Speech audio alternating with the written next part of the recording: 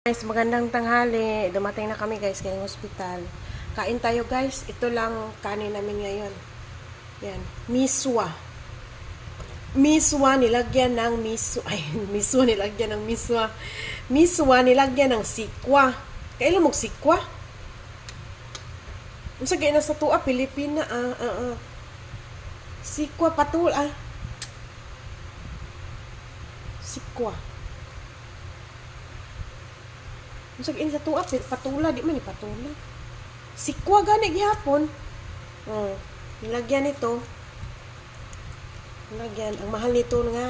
Mahal nito dito sa Taiwan guys. Ganito. So, miswa yan. Miswa nilagyan ng sikwa. Patula gani no. Sikwa gani. Tapos nilagyan ng itlog. Itlog. Yan. Ito yung tanghalian namin. Tapos na akong kumain. Isang bowl lang kasi para mang alam nyo naman yung miswa, di ba? Sarap naman siya kasi may sikwa.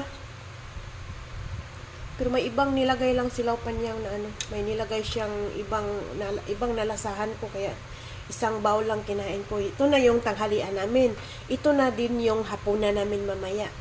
Oh, di ba? Kayo kaya nyo ba yan? Ha? Kaya nyo ba yan? Alam ko, di kaya ng mga Pilipino yan. Relate lang yan sa mga taga-Taiwan nga, OFW nga, mga Pilipino. Yan. So, ito. So, bye.